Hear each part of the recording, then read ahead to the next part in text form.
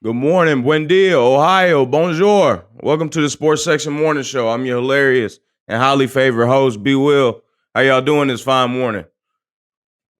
We got a big agenda coming up, big weekend of sports. We got Wyndham Clark winning the U.S. Open.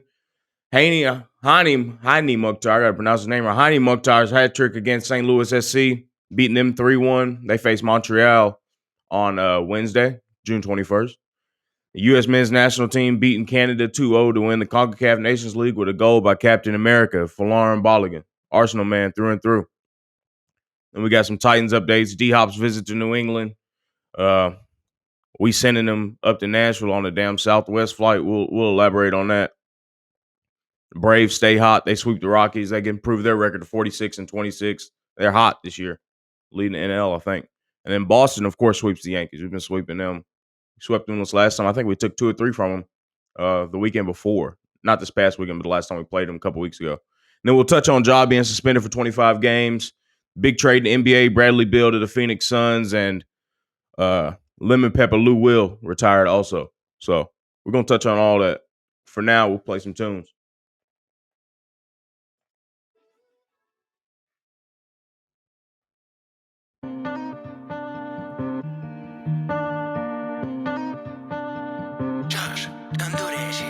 One day at a time, taking this shit one day at a time. You out of your mind, thinking that this is all for nothing. One day at a time, taking this shit one day at a time. Came from behind, the underdog is far from done with. Everything I said I do, head down and up my leverage. Learn my lesson, tightest circles, cleaned up who I mess with. One day at a time, taking this shit one day at a time. You out of your mind, thinking that this is all for. Look, I'm predicting my future by taking control of it now. When societal norms pressure my peers, I continued holding my ground. Laughable goals, envy hidden in advice that they give. That's just how it goes, I'm staying on goal. Monopolize a set of skills and chance it whenever I roll. Never rolling over, only one in the backs of the women who get to know me on the surface. Deeper questions won't buy the time that she need with me. That shit is not up for purchase. I told my circle I jackpotted, now I gotta set the example. Luckily my catalog rivals any poppin' artist. Hot with the best that I gamble, 777s every time. How the fuck is it a hit every time? Okay, hold up, this nigga working like he off ketamine high. Disassociated from all the legions. Had to zero in on the process, cause I'm in this shit for the long jab. Making use of the omens that God sends, you know. One day at a time, taking this shit one day at a time. You out of your mind, thinking that this is all for nothing. One day at a time, taking this shit one day at a time. Came from behind, the underdog is far from done with. Everything I said I do, head down and up my leverage. Learn my lesson, tightest circles, cleaned up who I mess with. One day at a time, taking this shit one day at a time. You out of your mind, thinking that this is all for. I've been at the crib going overtime. I wrote a line and coincide, but anybody trying to go for mine was homeless, trying to cope with cousins overdosing. Thoughts of suicide, provoking guns in and out the home and doing things I ain't proud of posting. Dropped out, did a lot of motion. Dropped out, never stopped the motion. Dropped out, then it dropped the bullshit. I just had a threesome last night. Black chick, white chick, both of them stuck in a pot of stuff. You down to fuck or what? Cause up is down and down is up. Now I'm going down for what? I just turned down 6 figures, no deal. Now I'm going in my own time. I remember all the cold times. I remember all the fuck. I've been doing this a long time and it's go time till it's over. I ain't trying to die when I'm sober. I ain't trying to die when I'm older. I love myself, yeah, I love myself. And I promise if I could, then I would fuck myself. Can't put somebody else above myself. Why trust you when I trust myself? Trying to claim shit that you did for me, dog. Fuck that, everything I done done myself. One day at a time, taking this shit one day at a time. You out of your mind, thinking that this is all for nothing. One day at a time, taking this shit one day at a time. Came from behind, the underdog is far from done with.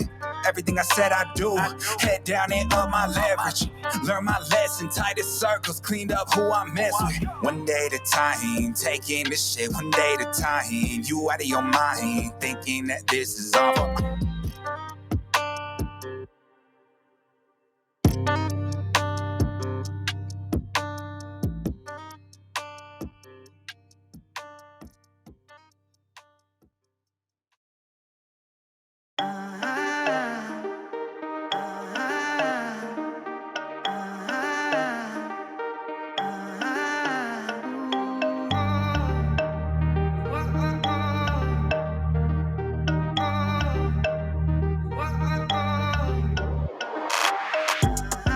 sound, hoodie season, back around, no more summer bounce, little squeeze out, squeeze. See the indoors when we're throwing down, oversized jumping with our underwear out.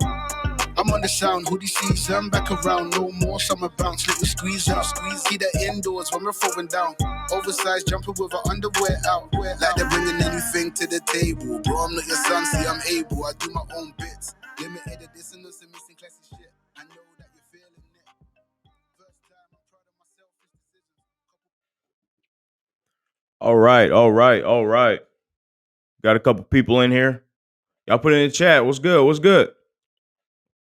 Talk about Wyndham Clark winning the U.S. Open. Came in at 10 under. Rory came in behind him, 9 under, a stroke behind. Both shot even, and Scotty Scheffler came in 7 under, 3 strokes behind the leader. Ricky Fowler was up going into Sunday, and he choked. I think he shot like 4 over. So I hate that. I mean, I was really rooting for him too. Really rooting for him to try and pull off a win. He ain't had a win in a good bit, especially not a major. So they had it at LA Country Club, and everybody was really down on the venue. I mean, the atmosphere sucked. I mean, there wasn't too many people there, but I think that was because they were so exclusive with the tickets, from what I understand. So, I mean, at a major, you can't do that. You can't have exclusivity. I can't even say that shit. But you can't have that for a big major tournament. I mean, the fans are what makes the majors. You know, yeah, it's the best guys in the world, but for the same thing that they said to Live Tour about the atmosphere not being what it should be, they turned around and did the same thing with this U.S. Open. I mean, the atmosphere looked like it was shit.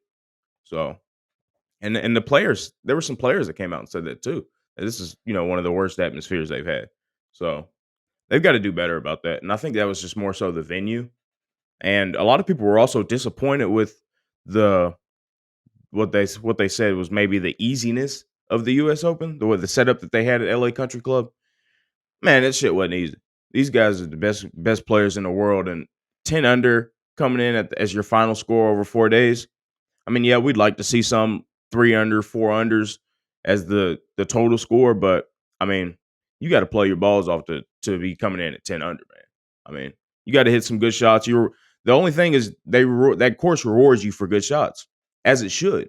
You know, you shouldn't be hitting good shots into some of these greens and the ball just hitting like it's on marble floors and jumping off. You know, the course should reward the players with good shots, and it should penalize them for bad shots in that same token, and it did. That rough was high as hell. Fairways was sloped. So these guys had to play good golf, and Wyndham Clark did just that. Rory, on the other hand, I mean, he played decent on the final day, but I mean, I think he's just got to keep it simple, man. He hits the ball so damn far. You know, it's never a simple game, but for him, it's more simple for him than it is for others, to be honest. He could go up there, hit his big baby draw into any flag as high as he's hitting the ball too. I mean, I think he just tries to overcomplicate some things. So hopefully he can get that figured out because he's a really talented guy. And then of course Scotty's gonna be there all damn for the next 10 years. It looks like. I mean, he's a monster. He came in at 7 under and he was all over the place. You know, he didn't feel like he was hitting the ball well. So if he's on, I mean, he's unbeatable. He's up there. There's only a couple guys. Now I think about it, there's only a couple guys on tour now that when they're truly on, you got your Rorys, your Roms, your Rorys, your Roms, your Schefflers. Those are some of the only guys, and I know and Koepka, you can count Koepka in there too. He's returned to form. Those are the only guys on tour that when they're on, there's absolutely nothing anybody in the field can do about it. Nothing. They're gonna shoot mid 60s, low 60s, even sometimes, and they're gonna win that day, if not tournament, just off them being hot. And of course, I mean, you got Fleetwood. He's been playing extremely well last couple of weeks. He came in at 5 under, tie for 5th, and Cam Smith came in at 4th for 6 under. I think there was a $20 million purse attached to this tournament. So, you know, Wyndham Clark got a good payday along with all the other guys, and it looked like it was a decent tournament, barring the atmosphere. But the setup was, I'm a fan of the setup. It was all right, but I'm disappointed in how do I say this? I'm disappointed in more so the atmosphere. You know, I felt like it could have been much better. It could have been a much better major as a result of that. So, fans are important, obviously. Hany Muhktar's hat trick against St. Louis SC, man. He's a monster. He needs to get a German call up. I know he's Sudanese and German, but I mean, I don't think there's even been a whisper of him getting a getting a call up to Germany, man. He's a monster. He had a hat trick against St. Louis SC. They face Montreal in Montreal on Wednesday, June 21st. We got somebody saying, "Do you think the atmosphere is being off? Anything to do with the change of landscape, PJ?" Uh, no, I don't think so, man. Because these people, these tickets that are being bought to these majors, there's waiting lines for them. So these people are going. The problem with the atmosphere was that they were exclusive with the tickets, and it was more of a corporate function, or more of a corporate tournament, or what they said. That's what I'd seen. So yeah, there was a lot of executives, and there was a lot of celebrities and Instagram influencers and shit there, but they're not controlling the crowds. They're not in the crowds controlling the weekend, getting on the guys, pushing guys along. They're not doing that. They're posting fucking TikToks and making business deals and shit like that. But your average Joe regular fan, you're you and I, they're what make these tournaments, not your influencers. They can post as much as they want. You can get as much engagement as you want. But if you're looking at the damn tournament on TV and you only see 100 people lining a hole, you're gonna be like, what? I mean, that's gonna deter some people from watching it, to be honest, you know? So I don't think it had anything to do with the change in landscape in the PGA. It might have. Some people might have boycotted for all I know, hell. But I think that was a minority in that aspect. But either way, I mean, there was some good golf on display. And congratulations to Wyndham Clark. And bummer for Ricky Fowler. I was really hoping he would be able to pull that one out. But on the Hany Muhktar, man, he's been amazing for Nashville SC. Really a revelation for them. And I mean, I don't understand why he hasn't gotten even a whisper of a call to the German national team, because they lost to I think they drew to Poland, and they lost to Poland 2-0 and drew to fucking Ukraine. And granted, they were two friendlies, and Hansi Flick heavily rotated them. But I mean, come on now. This guy's over here scoring goals for fun, and granted, it's the MLS, but the manner that he's scoring these goals in, ball striking, left foot, right foot, head, he's creating. They need that, obviously. They didn't score shit against Poland. So at least give them a run of games. They're lacking a striker. I mean, they've got Havertz, who's supposed to be going to Arsenal. Hopefully, we'll hope he goes to Arsenal. But beyond that, they're strikerless. I think Mukhtar could give him a change of pace up there up front, and bang in some goals with him. He'd have such a good team around him. If he's banging goals for fun with Nashville SC, and they're good for MLS. But he gets around these top European players, top German players that have been in state of the art youth setup, state of the art pitches. They just been groomed to do this all their life since they were 4 years old. I think he would shine in that atmosphere. He would bang in goals for them. So they're just, I think it's maybe some politics involved with that, but they should at least be giving my guy Muhktar a look, man. I'll be honest with you. So we got U.S. men's national team defeating Canada 2-0 to win the CONCACAF Nations League. To be honest with you, what has Canada beat us at? I mean, I'm going to just let that breathe for a second. What have they beat us at? They ain't beating us in hockey. They damn sure ain't beating us in no damn basketball. You ain't got no Canadian football players. If it wasn't for Drake and Gas, what would Canada be? Besides, they got Niagara Falls, I guess. We can give them that. But if they didn't have them two things, man, it'd be terrible. They damn sure ain't getting us in those sports. We're beating them in hockey now. When does a Canadian team want to...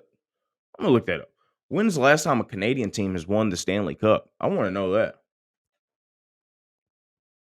I need a producer guy like Joe Rogan. I'd spit facts at him. He'd give me the damn answer. That's what I need. Put him in a different room, give him a laptop. Or her a laptop. Don't matter. They ain't beat us at shit, man. So, we got a goal from Mr. Arsenal, Folarin Balogun. He had a big season in France on loan again. I think he was with Nice, OGC Nice, I think. But huge season. I think he had 21 goals, 3 assists. Guy's only 21, 22 years old, young striker, and declared to play for the USA over England and Nigeria. I think he had a chance to play for Nigeria and also maybe Canada. But he chose the United States. They're giving him, guaranteed him some playing time, playing him in what position he wants to play in. So, man, and he's returning on his investment. Already scored a goal in his second game, a good goal too. Got a ball over the top. I think he hit it with his chest and bang, hit it on his right foot right across the goalie's face. Captain America. He's the captain. We'll get into that too later on. And then we had a goal from Richards also, 2-0 to beat Canada. Canada's a pretty damn good team to win the CONCACAF Nations League. So a pretty decent win. They also decided to bring back Greg Berhalter. I think his name's Greg Berhalter. Their older coach, the one that was arguing with the players and the players' parents. That shit got really messy. Him and Gio Reyna.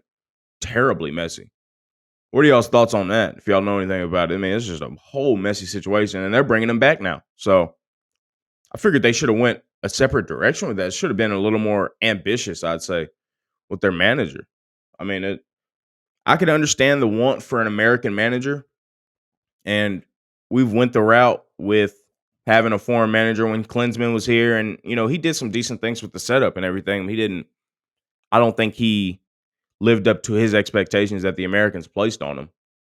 But I think they should have tried to go a little different route there, be a little more ambitious. Maybe give a call to Yogi Löw, the old Germany coach that Hansi Flick took over from. I mean, he's a winner. He's won a World Cup. He knows how to run a setup. He ran the Germany setup from I think 2006 all the way up until 2018. So he knows what the hell he's doing. At the very least, as in an advisory role, And for all I know, they may have reached out to him, but I mean, those are the type of hirings that the U.S. men's national team should be looking at to really improve the state of soccer in the United States, because there's so much talent that we have here stateside and even abroad that are American citizens. With all the military bases we have all over the place, there's so much connection all over the world. There's no excuse for the U.S. men's national team at this point, since they've been focusing on it since Beckham's fucking come, which was damn near 15 years ago. They should be doing a little better. And we do have a sort of a golden age of talent in the U.S. men's national team. They're young. You got Pulisic. You got Weston McKennie. You've got Brendan Aarons that plays for Leeds United. I hope he's a good player. Gio Reyna and Folarin Balogun. That's a lot of talent, man. And I think maybe the coach is the manager of the national team's holding them back, but they have a ton of talent that produces in Europe. Not to mention the talent that's in the MLS. You got Zimmerman and Nashville SC. Just off the top of my head. They should be doing a little bit better, in my opinion. But the talent's there. That's not a problem. It used to be a problem in the days of before Donovan and after Donovan a little bit. The talent used to be a problem in the United States, but it's not a problem now. Especially with they're being used to playing with each other a lot, because a lot of them play on the same teams. Like Weston McKennie played this past year at Leeds with Brendan Aarons. So these guys are training together. They're living together. There's camaraderie there already. Apps beyond the obvious country camaraderie. But these guys are playing together. They know what the hell they're doing. So, I think they should have went a different route with that hire. But, we'll see how that goes. But on the topic of, we'll talk about Folarin Balogun, who I have dubbed Captain America over on TFTV. I'd say I at least have dubbed him as Captain America over Christian Pulisic. I know Pulisic produces a little bit more when he's with the United States, but this man ain't done shit in Europe. Nothing. He did a little bit in Dortmund. They fleeced Chelsea. I don't know how the hell they did that. Sold him for like 60 million pounds. They fleeced Chelsea, and he ain't done shit since he's got to Chelsea. Nothing. I mean, he can't even get a start. And Chelsea's got one of the worst tax in England, considering the budget and everything that they have. Terrible. Pulisic, in my opinion, man, and this is my opinion, he's one of the most overrated players in Europe. He's getting linked to a move to AC Milan now. Chelsea's trying to get rid of him because he hasn't produced, hadn't justified that price tag. I don't understand it, man. And yeah, of course it's going to be hard to look good in that Chelsea setup with the state of their attack. And there ain't been an attacker, a striker, a winger that's looked good since fucking Hazard left. But I mean, he hasn't shown any promise at Chelsea, in my opinion. None. At least my guy Havertz is, he's been decent. He ain't been the greatest, but like I said, nobody's been the greatest at Chelsea over the last couple years. So maybe Pulisic can get that move away. Maybe he can go to Milan. I don't even think he won't get a start at Milan though. So I don't know why he's going to Milan.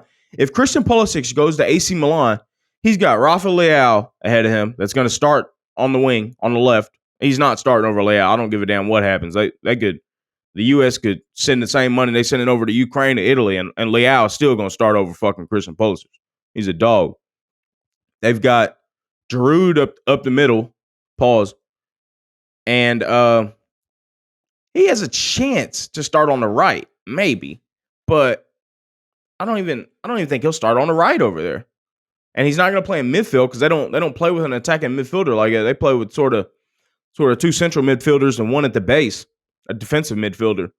So at most, he could be a rotational option out left, in my opinion. I don't think, and he doesn't even play that well off the right, so I wouldn't even put him on the right. I mean, maybe if you put Pulisic on the right, it'll simplify some things for him. He could try and beat his guy and go down the line and put a cross in or something, sort of build his confidence up. But he really strives when he cuts in and creates and combines with the midfielders and the strikers and plays off of them. So I don't see how he would do on the right in Serie A with AC Milan. And that's just been a link. That's not guaranteed that he's going there or anything, but there's been a lot of rumors that they're interested in him and he'd be interested to go to. Of course, he wants to get out of Chelsea. It's been rough for him. But honestly, I'd like to see him go to another Premier League side, maybe like Leeds or somebody that's really direct. Well, they got relegated. Fuck. He could go to a team like Fulham, or he could go to a team like Fulham where Clint Dempsey played. They're in the Premier League now, by the way. He could go to a team like Brentford or something. Somebody that's direct. Yeah, they might play some defensive football. Maybe Brighton. They don't play defensive. But he's not going to get a start over Martoma at Brighton, so scrap them. But if he goes to a team like Brighton, he can play off a guy like Tony, who's suspended until January. But they've got Mbomo, and they've got that young German striker up there. But he can play off them, and that's where he succeeds when he's running at his opponent in transition, combining with the striker, with the midfielders. That's when he's at his best. When the game flows through him. It's not going to flow through him at any of those mid-table sides in England, but he'll get a lot more of the ball than he does at Chelsea. Chelsea, he just gets a bunch of scraps, and he gets scraps, and he just, they're putting him in for the last 15 minutes of the damn game. You can't do shit in that. They'll put him on for the last 15 minutes, put him on for the last 20. You're not going to do nothing with that. It's hard to gain some confidence with that. So he's been dog shit in Europe, but I'll give him a little bail. Hell, he could even go to France like Balogun just did. Balogun at Arsenal, not going to play with Arsenal at the moment, gets a good loan to Nice and bags 20-something goals, and his confidence through the roof. He's got a starting position on the national squad. He's scoring goals with the national team. That sometimes these players, and I don't know if it's a salary thing. It's probably a combination of everything. Would it be a salary thing? It'd be maybe some pride of being at a big club and then sort of taking a step down. But you've got to choose what's best for your career, in my opinion. Excuse me. And Pulisic was best for his career is to be playing week in, week out in a team that somewhat flows through him offensively, that they're going to rely on him just the same as he does for their U.S. men's national team. He knows when he goes out on the pitch for the U.S. men's national team, this team relies on me to create chances. He knows that before he steps on the damn pitch. He knows it. So that's created a standard for him during that game that he has to create the chances. He has to be the guy to will them to victory. And he does that more oftentimes than not. But when he's more of a complimentary piece, or he's coming off the bench for 30 minutes as an impact sub, that's tough. It's a catch-22. They want you to produce in those 30 minutes, but if you don't have any rhythm and you're not used to being that type of player, it's hard to do that. It's incredibly hard to come off the bench and be an impact sub in any sport. The guys that can do that are special players. They should be starting, obviously. But I hope Pulisic figures it out in Europe because that just makes a better Team USA, honestly. But they've got a good striker in Balligan, like I said, man. And until further notice, he's Captain America to me.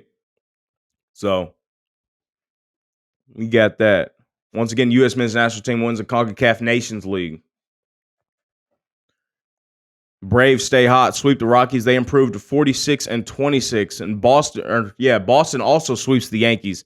And Boston is now 2 games behind the Yankees, even though how terrible Boston's been over the really the month of June. They were horrendous. I felt like every time I looked up, they were losing. But the Braves, I think they had one of the best records in the NL. Talented squad out there, and a lot to be excited for as Braves fans. They've locked up their talent in Acuna and Albies, and they're a really, really good team, well coached team, and they got a pretty good pitching staff also. Boston, on the other hand, just lacks dearth of talent. They ain't got no damn talent. It's just hopefully we're gearing up for the Ohtani run. That's what I'm hoping for. We'll find a way to get Ohtani, bring him to Boston, sort of rejuvenate the franchise. Because right now this shit is dire, beyond dire. Judge has still been out also for the Yankees. Aaron Judge, he's been out with, I think, a toe injury. I think he's missed the last 11 or 15 games, something of that nature. So Yankees really struggling against the Red Sox. They've been struggling all year against us, to be honest. So tough weekend for a Yankee fan. It's always a tough year for Yankees fans. They ain't won shit. So we'll see. Let's play some tunes real quick. I got to give me something to drink real quick. We'll play some tunes and we'll be right back.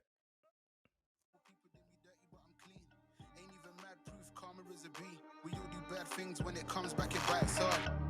I'm on the sound, hoodie season, back around, no more summer bounce, let you squeeze out. Keep that indoors when we're throwing down. Oversized jumper with our underwear out. I'm on the sound, hoodie season, back around, no more summer bounce, let you squeeze out. Keep that indoors when we're throwing down. Oversized jumper with our underwear out. The heat's coming from my fires. I'd fire to my words. We're the worst every time, yeah, that we roll. So you know how it goes. I'm my favorite secrets, he likes to keep close. And if you don't, then you don't. You soon will or you won't. If you know, then you know. And if you don't, then you don't. You soon will or you won't. Listen up, cause I'm on the sound, hoodie season, back around, no more summer bounce, little squeeze out. Keep that indoors when we're throwing down. Oversized jumper with our underwear out. I'm on the sound, hoodie season, back around, no more summer bounce, little squeeze out. Keep that indoors when we're throwing down. Oversized jumper with our underwear out. I'm on the sound, hoodie season. Keep that indoors when we're throwing down. I'm on the sound, hoodie season. Keep that indoors when we're throwing down. I'm on the sound, hoodie season, back around, no more summer bounce, little squeeze out. Keep that indoors when we're throwing down. Oversized jumper with our underwear out. I'm on the sound, hoodie season, back around, no more summer bounce, little squeeze out. Keep that indoors when we're throwing down. Oversized jumper with our underwear out.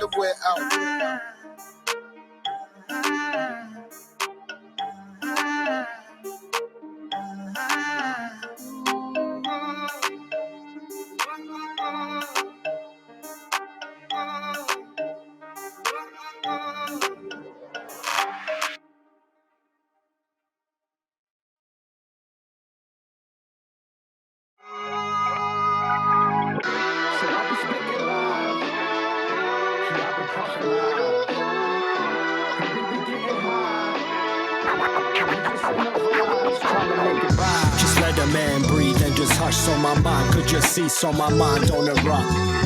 At times I feel I can't get enough, but I sip a double cup and I spin a couple bucks.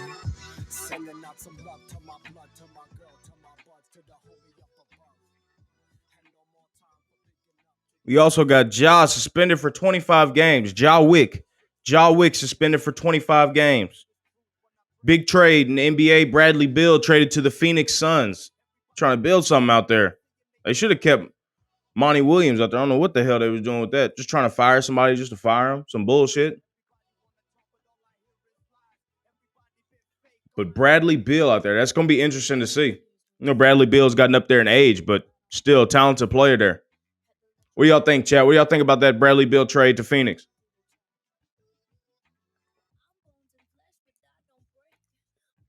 This motherfucker is spill. That would not be good. TFTV coasters, they're on the way.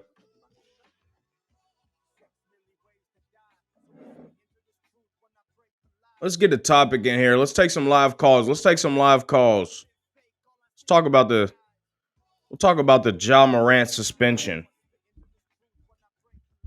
We'll talk about the Ja Morant suspension.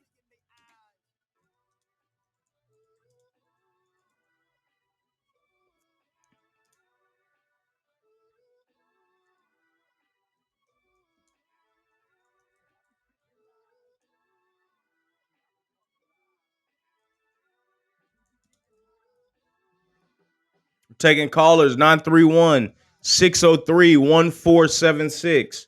931-603-1476. Ja Morant, 25-game suspension. Was it too much? Was it enough?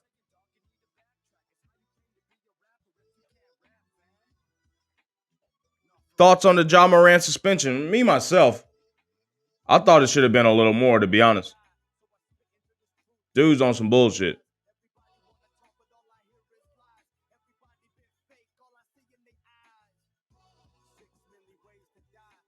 Thought he's been on some bullshit. Son of a bitch.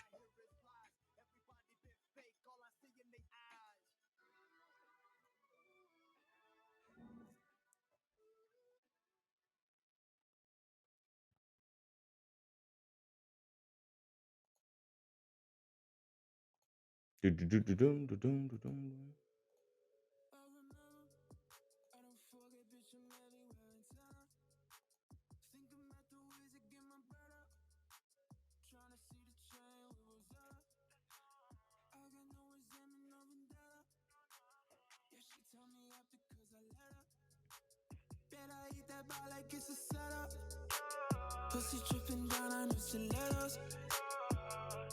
I don't want the silence. I've been overseas. Taking calls on the Ja Morant suspension. Y'all call into the number on the screen. Okay, baby, this the code. You already know. Got a bad bitch from the 90210. Stacking all these anthems and I'm only 24. I'ma make them dance, yeah. Cashing my advance, yeah. I hate all that fake shit on the surface in my soul. I can feel my heart be racing, I'm just trying to cope. You know that I'm faded when I really do the most, yeah. Bitch, you got me jaded if I turn into a ghost. Everybody talking like they made it to the top, yeah. Knowing when I get there, they just wanna be like me. You'll be disappointed when you know I'll never stop, yeah. Thinking you should mind your business, turn around and leave. I remember, I don't forget, bitch, I'm everywhere in town. Think about the ways to get my bird up. Thoughts on the Ja Morant suspension? 25 games. Call into the number on the screen, 931-603-1476.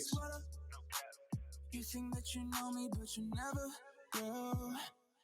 I don't want the silence. I've been overseas looking honest. Then looking at me, choosing violence. Got toy guns and shit. Well, he said it was a toy gun. So if I was him, let's cut this music down a little bit.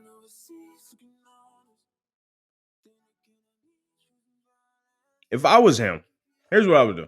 One, who the hell is his publicist? Who the hell is Ja Morant's publicist? That's what I want to know. Because if I would have had that toy gun story, I would have had that shit. I would have had that shit in the tuck immediately after the live went up. Before the dude would even got off the live, I would have said, "Oh, that was a toy gun." But let's go back even further than that. Ja Morant should have got with the NRA, the National Rifle Association, and advocated for what amendment is that? Fourth Amendment, the right to carry and shit like that. He should have been all over that, all over it with the NRA. Said, I'm gonna advocate for y'all's platform. I'm gonna advocate for gun rights. And he would have beat the case like Snoop did, like OJ did. He would have beat the case. The NBA couldn't have said nothing. His publicist should have been all over it, man. Ja, if you need a publicist, hit me up, dude. I ain't gonna say I'll let you do whatever you want. You're gonna do whatever you want anyway. But I'll at least be able to clean it up a little better than the publicists you got now. They got to do a better job. You probably wouldn't have even been suspended if I would have been your publicist. Honestly. I don't even think you would have been suspended. Because I would have had the gun rights on there. I would have had you doing commercials and shit. I would have had you posting ads on Instagram. I would have had you doing IG Live ads for the NRA in a shirt and shit with a flag in the back like Charleston White. I would have had you ready.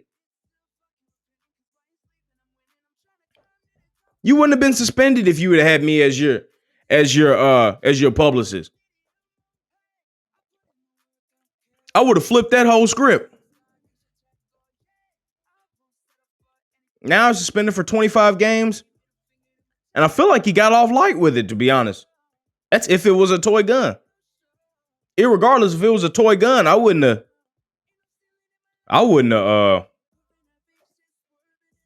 said it was no real gun. Hell, it was a toy. And the lighter video, when you're lighting the candle with the gun, we would have already had that out. There's no reason for it just now to be coming out right before the suspension. That shit should have been out. Like I said, that video should have been out after the dude, before he even got off the live. Should have been out. Memphis wouldn't have been without their star for 25 games. You know? That's what I would have done. Y'all call in. Let me know what y'all think about Ja Morant. Ja Morant, 25-game suspension from the Memphis Grizzlies, handed down on Thursday or Friday, I want to say, by Adam Silver with his new information and shit. He was capping that. That was the new information he had. He built the shit up like he had some, like a sealed indictment on Ja or some shit. He built it up like a motherfucker, and then it was just the video with the candle. Come on, bro. Yeah, everybody excited. Y'all call in 931-603-1476. 931-603-1476. Ja Morant suspension, 25 game. Too much? Too less? What do y'all think? Ridiculous. New information, my ass. What's wrong with that guy? Unbelievable. So Memphis is going to have to do something now. You know, they're going to have to figure something out. Dylan Brooks is headed to China. He should be, at least. I don't think he is just yet, but his ass need to go to China. And they're going to need a scorer or at least a facilitator in his absence for 25 games. That's damn near a third of that's a quarter of the season. A little over a quarter of the season. So they're going to have to figure something out. They're going to have to figure something out. But, you know, of course, people are going to compartmentalize this and look at this as it being, the guy got 25 games for toying with a toy gun on Instagram Live. And even being with the flashing a gun period, that's not the point. You know, yeah, he's got a right to carry guns and all that. This is my view. My opinion. I'll preface all this. This is my opinion. He's brandishing a toy gun, real gun, whatever. He has the right to do that, obviously. I mean, that's within his rights to carry a gun. It might not be a right to have the motherfucker up by his head and shit like that, but irregardless, that's a right of his to carry a gun. But you sign over those rights when you're taking these sponsorship deals, when you're taking over, shoe deals, when you're on Sprite commercials, and when you're wearing a Memphis Grizzlies jersey. You're at the liberty of the owners and the executives of that company. you represent them. They're not gonna want somebody portraying that image and when you're the flagship of that franchise or that shoe line or that company, they don't want that. That's a bad look, especially if things go south. And then it'll look like they were enabling you, which they were in that case. But you just can't do that. When you sign those sponsorship deals and you sign those $200 million contracts, that's under the pretense that you're working. That's your employer. You can't. It's like somebody working a job at hell, I don't know. We'll use Subway as an example. You're working at Subway. You can't go on social media afterwards saying fuck Subway and having toting guns into the store and stuff like that just because you work at Subway. You can't do that. You cannot do that. You're at the liberty of your employer. You're at the liberty of the person that signs your checks. They, for better or worse, tell you what to do unless you got enough money saved up to where you can say fuck it. And Ja might have that. But he's still, whatever money he has, he'll be cutting himself out of it in the future. He's a young man. He's 22 years old. He should probably be trying to run up the bag as much as he can. But hopefully he gets on the right path and gets the right guidance around him to where he realizes that, yeah, what you did is not wrong by the letter of the law, but it's wrong in any other way. You got kids looking up to you. And, like I said, it's not the issue of the gun. It's more than that. You can't just simplify this suspension or this whole situation to that last instance of the gun. That's just, you're just looking at it through a microscope at that point. But if you take a look back at the whole situation, and even going back to the article, the Washington Post, a flagship newspaper that controls narratives, that a Washington Post exclusive dropped of you pointing a laser or a gun at somebody in Indiana after a game, allegedly. You can't do that. That ties into this suspension also. Then plus the first IG Live video, that ties into this. He's not getting 25 games for brandishing a toy gun, for better or worse. There's some people that think that, unfortunately. A small group of people that think that, and that's not right at all. It's a culmination of all of it. Sure, he's been warned not to, and he did it anyway. I guarantee he was warned not to. After the first incident, they're like, hey, we don't want you to do this. We don't want you to brandish any firearms in live videos. Children look up to you. That's the big core out of all this, that you got children wearing the man's jersey and he's going off doing silly stuff like that. You got to be a role model. You got to be a role model when you're in that position. Y'all call in 931-603-1476. Yeah, 1476. I said that shit right. What do y'all think about the Ja Morant suspension, 25-game suspension, and the Ja Morant situation altogether? Call in. But, it's just, when you're a role model, you're held to a certain standard. You're held to a higher standard than others are held. And when you're a star NBA player and you're a franchise player, you're held to even higher standards. You're held to higher standards than even some of your teammates and some of your coaches. You're the breadwinner. You're the guy that puts people into the seats. They're coming to see you. And you've got to maintain that image. He's young, 22. He's got plenty of time to figure it out, but the time's running out.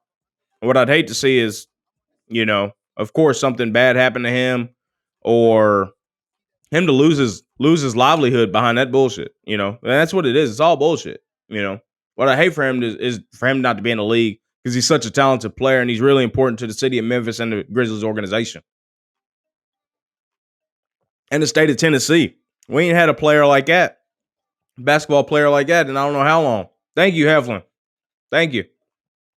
So that's why it's important that somebody gets in his head. It don't look like T's going to do it. T's too busy on the sidelines kicking it like he's at a damn, I don't know what the hell's wrong with him. But somebody's got to talk to him, advise him. An older NBA player, maybe. I don't know. But just get in his head and let him know. Because the path he's on right now is not a good one. So hopefully the suspension and these game checks that he's not going to be getting is a wake-up call to him, because that's what he needs. So, like I said, the 25-game suspension is not as a result of the last IG Live video where he's caught brandishing a quote-unquote toy gun. It's a culmination of the whole situation, from him pointing lasers at folks in Indiana to the strip club incident that the stripper said he was very nice at, by the way. Money all over the floor and shit. And then the manager of the strip club came out and said he's a manageable guy, because he is, But, they just somebody's got to talk to the guy. And if he's already been talked to, he's got to listen. Here we go. Let's play a tune real quick. Let's play a tune. In the meantime, we waiting. Let me see.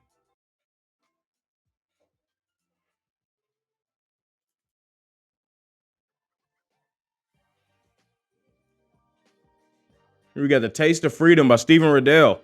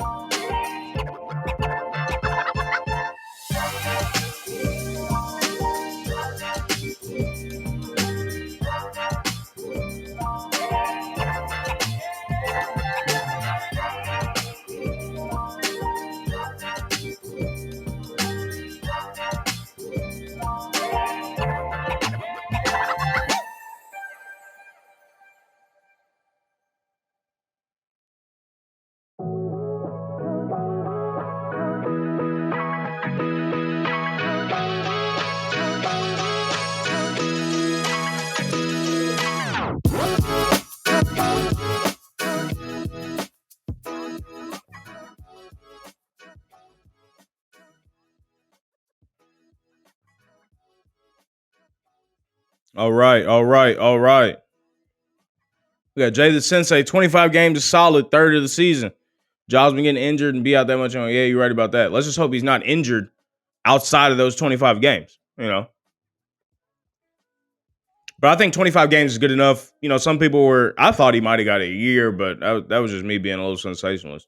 But, like I said in the lead up, I think before you were on, maybe, this is not a compartmentalized suspension. This is not just about this last IG Live video, like some say. This is way more than that. It goes back to him pointing a gun at somebody in Indiana allegedly, and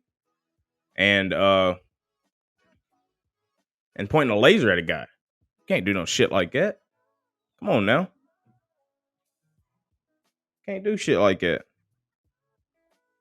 Taking callers 931-603-1476. 931-603-1476. We're going to talk about Titans in the final hour.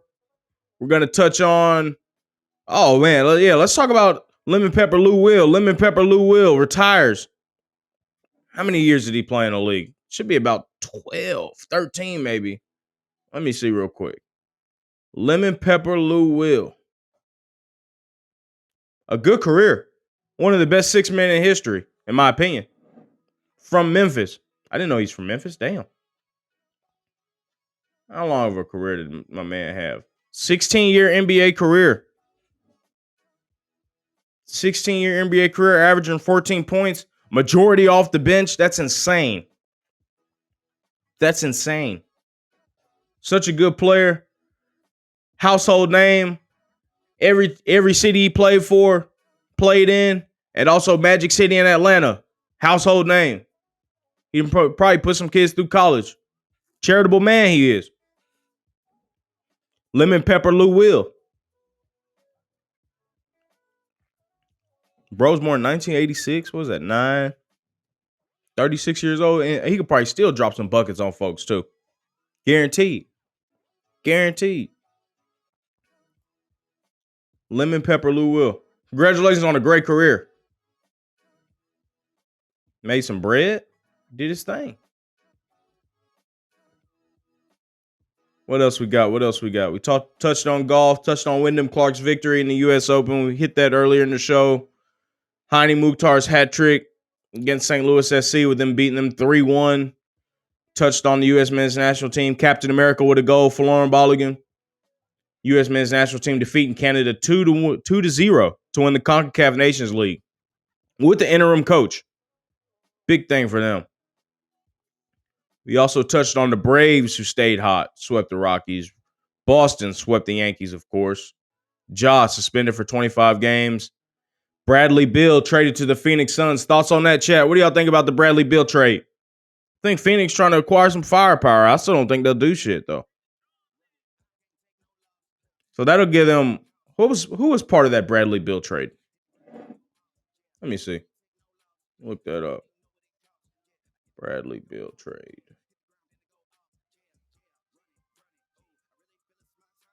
Here we go. Of course, the Washington Wizards trading Bradley Beal to the Phoenix Suns a couple days ago on the 18th. Yesterday, actually. Let's see if we can get the comp here. Or have they even released the compensation yet? I'm not seeing the compensation.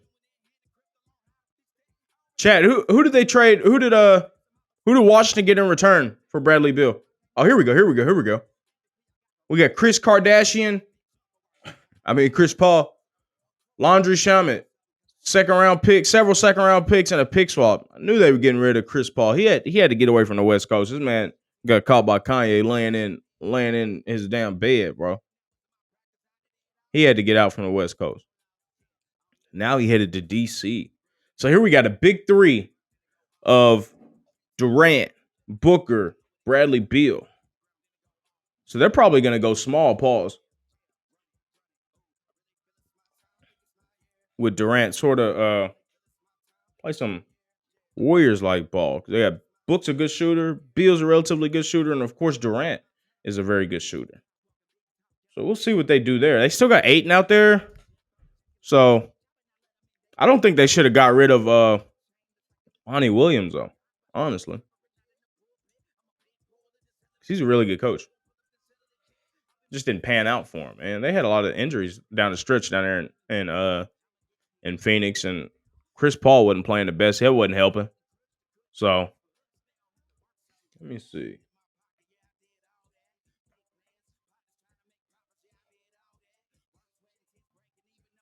He going back to the Clips. He can't leave LA, bro. He got too much punani lined up out there, bro.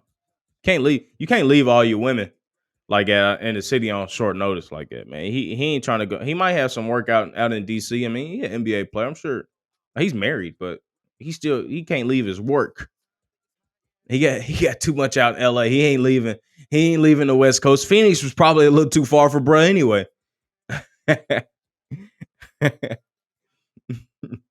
I don't blame him, bro. I'd rather stay out there in LA making that paper too. Honestly.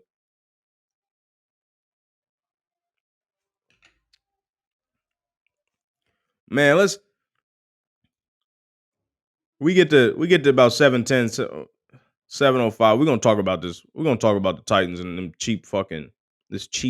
I can't call them cheap. Well, I might be able to call them cheap because hell, they ain't paying. She's putting a little bit on the stadium, but hell, most of that's coming from the hotel taxes and shit like that. Tennessee is footing the bill for the stadium. We're gonna talk about the cheap ass Titans and how cheap these fuckers are. We'll talk about Titans for the rest of the hour. Fuck this shit, man. It's ridiculous. All right. So, of course, for those that don't know, DeAndre Hopkins has visited the Tennessee Titans. He visited during he came to Nashville during CMAs. Looked like he enjoyed himself a lot. Met with the players, met with the organization, met with Rabes. From all accounts, very good visit. Once he got there, we flew the man on fucking Southwest. Didn't charter a flight. This guy's on a Southwest flight. He's a premier free agent that we're trying to attract, and we're flying him in on fucking Southwest. Southwest. I fly Southwest. Hop shouldn't be flying Southwest. I fly Southwest. He shouldn't be. Get this man a charter flight and charter him to Nashville. He shouldn't be flying fucking Southwest. Shit pissed me off, man. Like, it's ridiculous. And from what I hear, D-Hop he likes his nice things. He's a little bougie.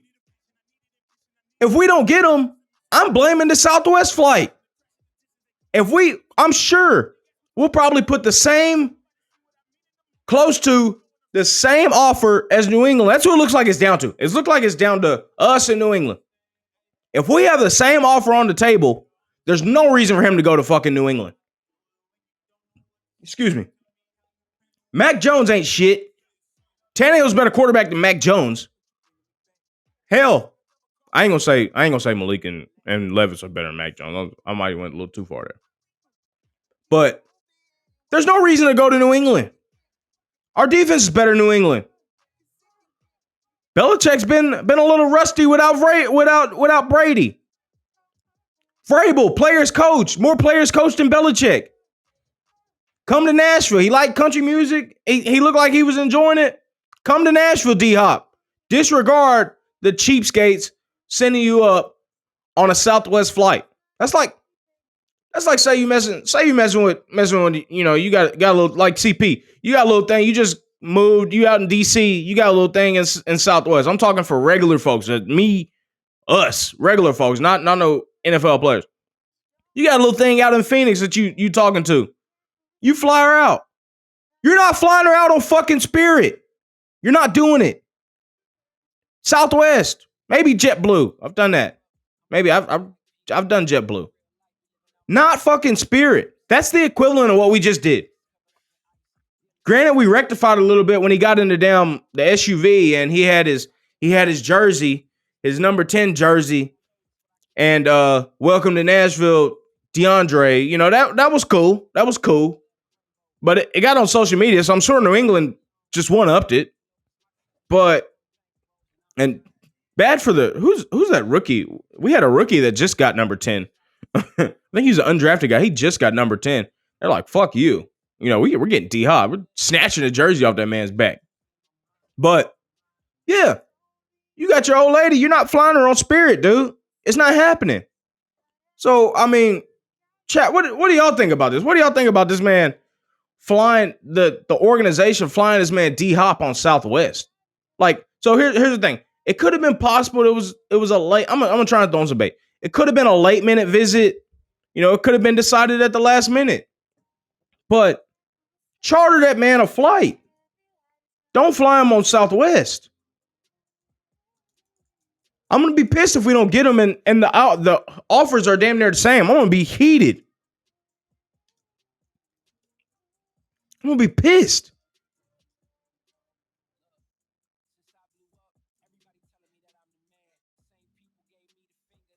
Be heated.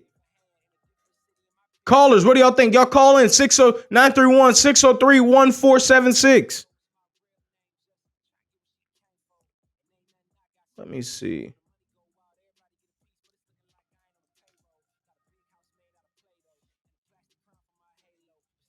Let me get this damn thing up one quick.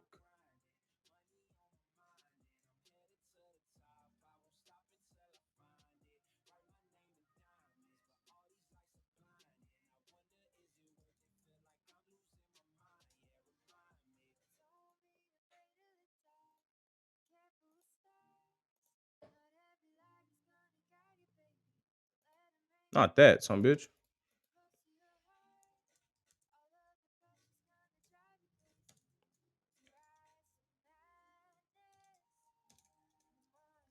Hold on.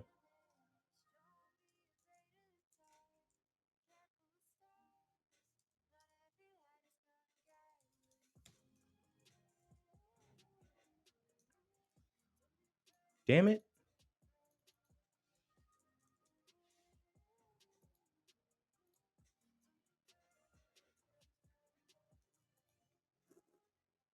Man. So I mean, that's just ridiculous, man. If we don't get him and the offers are the same, I will blow a gasket. Because that's what we need. Our receiver room is terrible. Terrible. We don't have any playmakers out wide. We got Burks, who hopefully he can stay healthy. We got Chig as tight end. So he's got to be utilized like a gadget guy to try and even get the most out of him. But I mean, we can't, if we're seriously trying to get this guy, we can't be flying him on fucking Southwest, bro. Cannot be flying him on Southwest.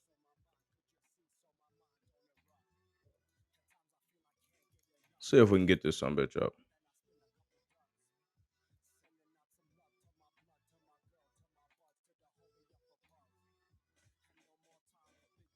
It's trying to make some tunes, play some tunes.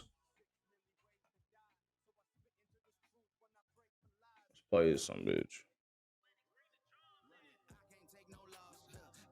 Well, we just took a loss. You don't want to play this shit.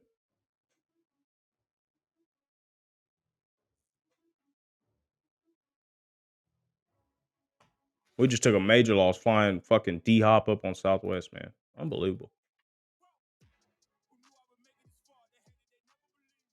Yeah, I would never drop the ball. I know I make it look easy.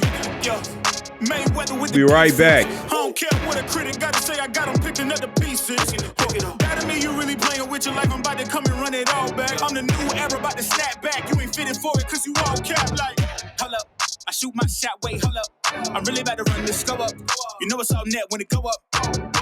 Ain't got no other plans, you don't need to understand, ayy. We on overtime, you don't need to understand, ayy. You just show them how to do it when you don't know what to say. Tell me how you plan to win if you plan to play the same. Moving fast, already gone, yeah, but you bringing me back.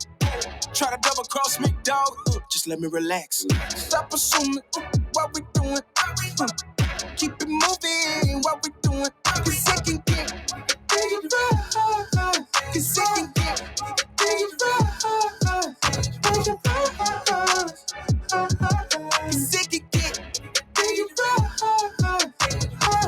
Hey, please don't play no games with me. I promise I'm too much. Hey, I can never let up even if you had enough. Hey, this ain't for the faint of heart. We always playing rough.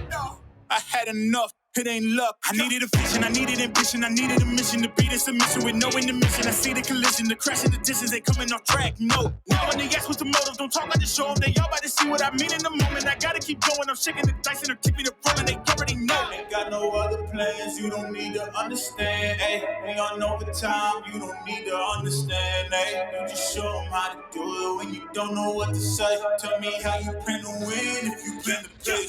Moving fast, already gone, yeah, but you bringing me back. Try to double cross me, dog. Just let me relax. Stop assuming what we doing. Keep it moving, what we doing. Cause second get bigger. Cause second get bigger. Cause second get bigger.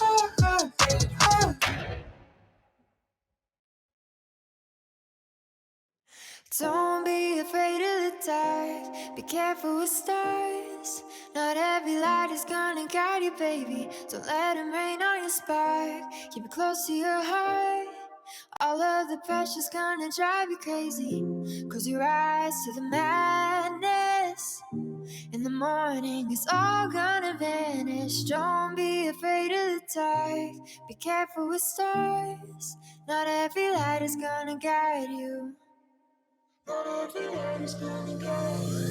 Yeah, when I blow up, I'ma soar high like Peter Pan. In real life, be living out my dreams. If I'm waking up, it's in a foreign land. Whole wrist covered up in ice. Dealership, never asked the price. I hit the molly ball with my dogs. Y'all swipe it once without thinking twice, cuz this what I was made for. Man, I know this what I came for. On a big stage, couple thousand people, and they do whatever I say so. Have chicks hair color of the rainbow. Yeah, chains on me like Django. Be a long way from my tank low, cause my Tesla charge for them bank rolls. And I'm grinding, money on my mind, and I'm headed to the top. I won't stop until I find it. Write my name in diamonds, but all these lights are blinding. I wonder, is it worth it? Feel like I'm losing my mind. Yeah, remind me. Don't be afraid of the dark. Be careful with stars. Not every light is gonna guide you, baby. Don't let them rain on your spark. Keep it close to your heart. All of the pressure's gonna drive you crazy. Cause you rise to the madness. In the morning, it's all gonna vanish. Don't be afraid of the dark. Be careful with stars. Not every light is gonna guide you. Yeah. Don't be afraid, don't be afraid. Yeah. Look, since I blew up, everybody telling me that I'm the man. Same people gave me the finger, they reaching out for me to give a hand. In a different city and my pills came, cause this tour don't happen, I feel pain. And the girl with me say she down for life, but she don't even know what's my real name. Just try to get what she came for. And ain't nothing I got safe though, cause when the money go out, everybody get a piece, but it's looking like I ain't on the payroll. Got a big house made out of Play-Doh, and a plastic crown for my halo. But still a long way from my tank low, cause my Tesla charge for them bank rolls. And I'm grinding, money on my mind, and I'm headed to the top. I won't stop until I find it.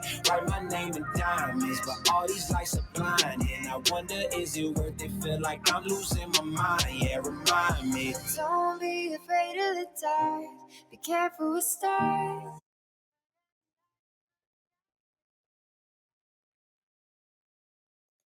Here we go. Here we go. Here we go. Turn the damn music off. Shit a little mid, I ain't gonna lie. It does the job though. It does the job.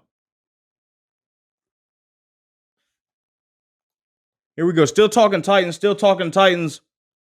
Training camp's right around the corner. I think training camp starts next week. I want to say the 20. I think a week from today, maybe the 26th. Maybe the 26th. Either the 26th or the 28th training camp starts. And it's from draft day. The expectations might have been that this would be a quarterback battle going into camp. Well, it might have been a battle for a couple hours because Tannehill's got it in the bag from everything that we've heard. Yeah, Vrabel and Carthen said that, Willis and Levis are coming in to compete for the job, and nobody's a starter, but this guy's a starter, bro. Tannehill's starting at least the first couple games of the season. Now we'll see. We got a tough stretch for the first couple games of the season, so we'll see how far it lasts. But it looks like he'll be starting, and as of now, lucky for him, the problem ain't him. The problem is the receiving room. But hopefully we'll see if Tim Kelly will be able to scheme some shit up and be able to scheme some guys open and put us in the position to succeed. That's the most important thing. Because we were not put in the position to succeed this past year by Todd Downing. The only thing succeeding with Downing was, I can't even say it, was he didn't even succeed at the sobriety test. So he didn't succeed at shit. Even Henry sort of regressed a little bit, but that's due to age more often than not. But I'm more excited for Tajay Spears. I'd say. I mean, I really think he'll do a good deal to sort of make this offense more dynamic, less predictable when he's on the field. Because when Henry's on the field, let's be honest. I mean, we're pretty predictable. When he's on the field, we've got. It's tough on the offensive coordinator because he's only got 60-70% of his playbook to truly be able to call when Henry's on the field. He's one dimensional, but he's really, really, really good at that one dimension. He's one of the best in the league, if not the best in the league at that one dimension. So the trade-off heavily weighs in Henry's favor. Don't get that wrong. But on the aspect of being, creative, being unpredictable offensively, it's just not there when he's on the field. It's hard to run a lot of misdirection. You can't really run a lot of zone read with him. And defenses just aren't biting on anything else if Henry's in the game. That's the respect he commands. But he just, I don't know, man. It's rough with him on the field, and it's rough to watch when it's not working. And I know it's even more rough on the offensive coordinator when he knows that he can only call a certain amount of his playbook with him on the field because Henry's so one-dimensional. But Henry has, of course, improved in the pass catching. He's gotten a little better at pass blocking. That's not his strength. Pass blocking isn't. But he's definitely gotten a lot better coming out the backfield. Hell, he was, I think, our fourth best receiver yards-wise last year. That's pitiful. But, that was a result of some long screen passes and whatnot. But he's gotten he's the hardest worker one of the hardest workers on the team. He's gotten extremely good for his standards coming out the backfield. I didn't think he would have been able to do it when he first drafted him, when we seen his big ass going over those not pillow looking things, but the damn dummies. He's knocking all the dummies over and shit, man. He's made 100% change since then.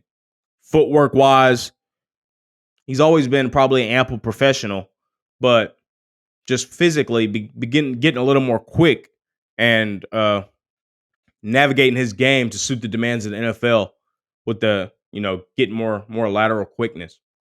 He's done an excellent job at that. And he's done a great job for the Titans.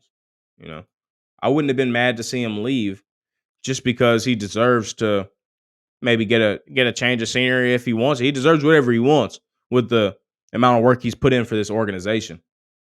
So,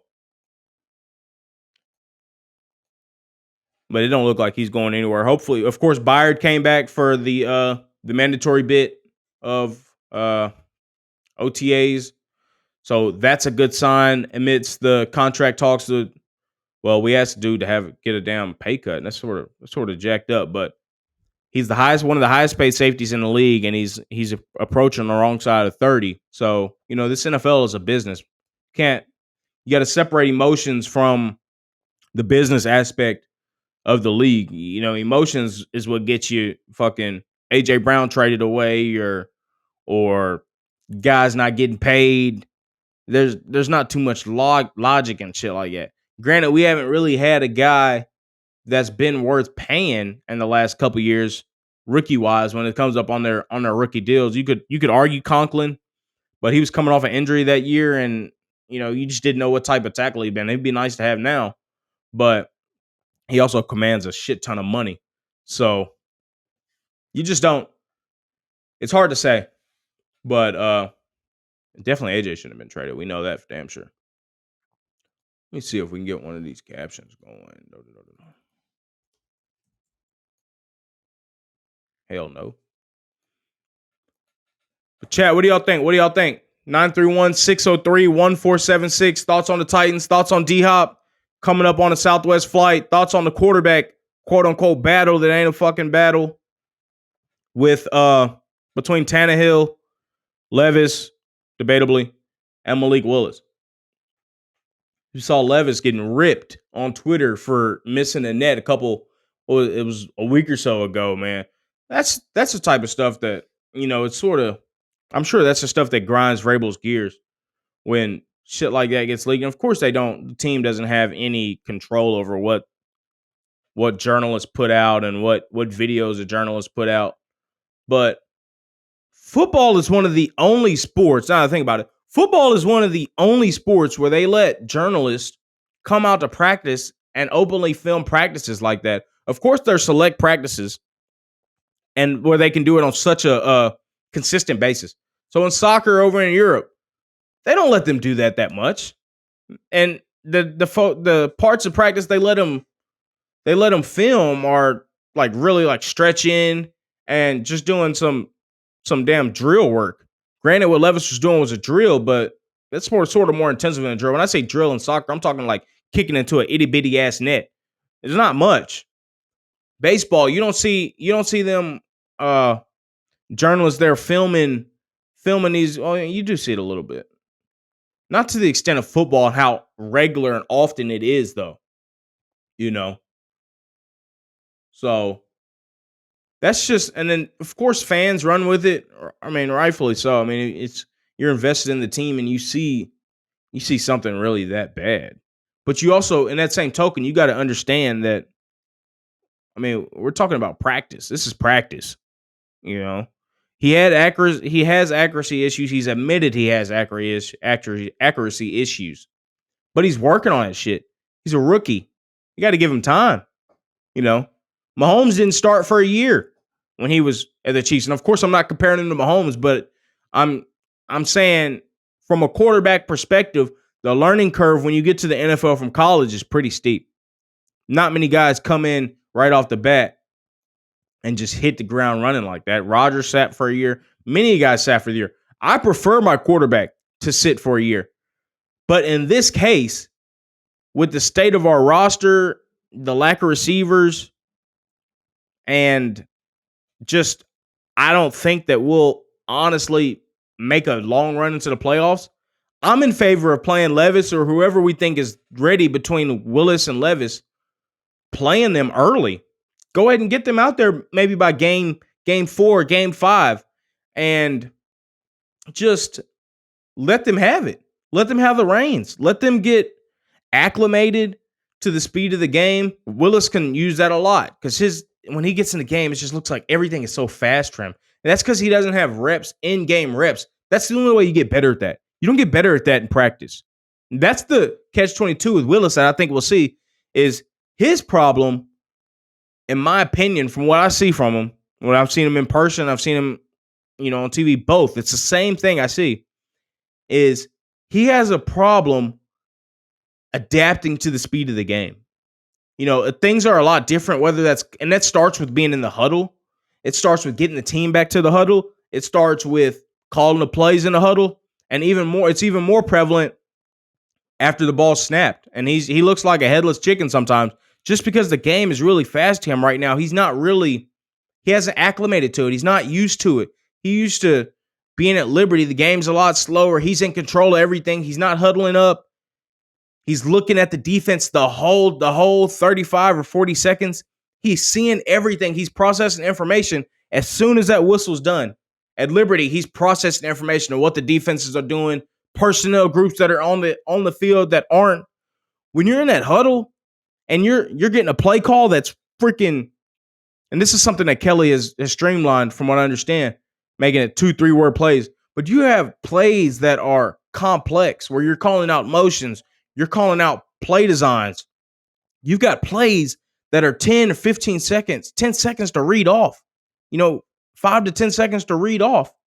You've got to do that. And then you get to the line of scrimmage. You only got 20 seconds left at most. That's if you got in and out on time. At that point, Willis has to look at the field, see the personnel that's on the field, see where they're lined up, see what they're trying to disguise, do blitz, just set up line protections, and audible off anything if he sees something's not right. All that just looks so fast to him. You can't fix that in practice. That's not something you can fix in practice. That's something you fix through game reps, through preseason helps a lot with that. But even preseason is not as fast as the regular season. That's the catch-22 with all quarterbacks, and more so with Willis right now. So, in my opinion, Levis should have a leg up on him in that respect because he's been in a pro offense dating back to Penn State when he was at Penn State. And he ran a pro offense last 2 years in Kentucky. So I think he'll have a leg up on Willis in that respect. But Willis looks more fine-tuned right now, throwing-wise and, footwork wise, and Willis looks extremely confident in practice. Granted, it's practice, but he looks extremely confident. Extremely confident. So it remains to be seen. Either way, I bet my bottom dollar that Tannehill will be starting week 1 and up until, I say, Halloween. that Halloween game, there's a game right before or right after Halloween. If Willis or them come in, it'll be that game. Because we've got a really tough stretch them first 6 games. But even then, I don't see Vrabel making that wholesale of a change unless these guys are just blowing Tannehill out the water in practice, for one. Because he made that wholesale of a change his first year. Granted, that was his first year, and he had to sort of make a statement to the locker room and put his footprint on the team when he changed Tannehill in for Mariota. But from what I understand, Mariota was getting tore up on the practice field by Tannehill anyway. Tannehill, he's got a better arm than him. He probably was much more, I can't say much more of a leader, but he seems like he was much more vocal than Mariota was. He just, by personality, he seems like he was much more vocal. So that decision was, I can't say it was easy, but, it aligned and it made sense at the time for Vrabel to make that decision, with that being his first year, him making a statement for the team, for the locker room, and the win. And it obviously worked out. I mean, it changed the tune of everybody. Henry improved. The whole team improved. So hopefully, I hope Tannehill succeeds first and foremost. Hope he succeeds. I hope he win a ton of fucking games. But if that's not the case, then, I mean, we've got 2 shots at it with Willis and Levis, and I don't give a damn who it is, to be honest. I don't care who it is between the two of them. I just want us to have a good franchise quarterback that has tools to be great, for lack of better words. Like, Willis has the tools to scramble, to get away from pressure, to evade pressure, just to manufacture plays out of nothing. You need that to win games in the NFL. You have to, because defenses are so good. There's so many good pass rushers in the league. You either need somebody very hypermobile like Willis and with a strong arm, or you need somebody sort of heavy like Levis that's going to sustain some hits, bounce off guys, sort of like Ben Roethlisberger used to do, and still be able to move and throw. Levis can do that. Tannehill, he can do that to a certain extent, but he's sort of past it. And he has a strong arm, but he doesn't have a Levis arm, I'd say. Levis is a fucking cannon.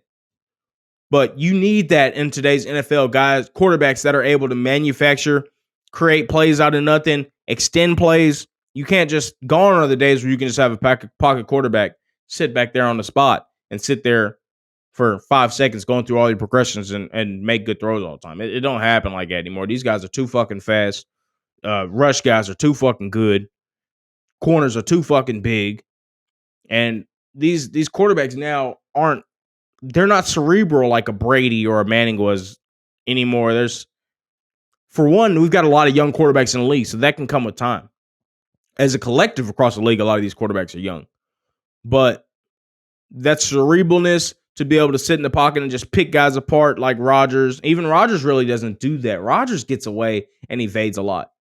But your guys like Brady, that prototypical pocket quarterback, Brady, Manning, that shit ain't flying now. That shit ain't flying. And it's good to watch when it does, but, man, that shit ain't happening.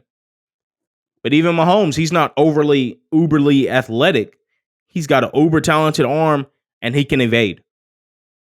So that's sort of what I'm hoping to see out of Levis in that respect. Is he's athletic as hell, but he really needs to show off that arm and maybe not take some chances, but make some big throws, man. That's what we need. Chad, what are y'all thinking about the quarterback situation for the Titans? Tannehill, Levis, and Willis. Willis is looking really good in practice, supposedly. Levis is not. And Tannehill's, of course, looking crisp, like a veteran should. But we're going to see. Like I said, if there's going to be a quarterback change, I foresee it happening around in or after Halloween time, honestly. But I'm hoping there's not a quarterback change, obviously. I'm hoping Tannehill succeeds. I hope he does well. And I hope we win a lot of fucking football games. What else are we going to touch on? What else? Only 30 minutes remaining. It's been a very good stream so far. Thanks to everybody that joined. Thanks for all the comments. Appreciate y'all.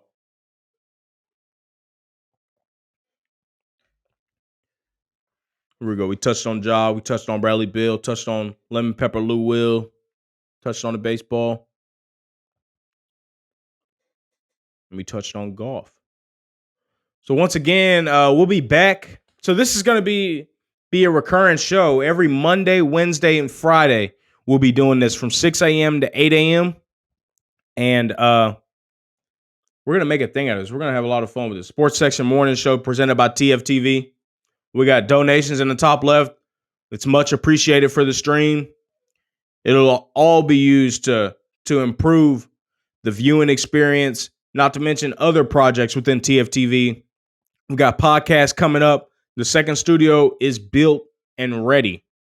Up for barn, got a couple wires and some orientation that needs to be fixed. But other than that, the second studio is ready. Podcasts will be coming soon. We'll have merchandise coming soon. And donations help towards all that. Then make sure you subscribe to us on Twitch. Subscribe to us on YouTube, TFTV Sports. Follow us on Facebook, Twitter, TikTok, Instagram, all that shit. Follow us on there. Show us support. Comment, like, subscribe. We appreciate all the support. All of it. Let's see if we can play some tunes.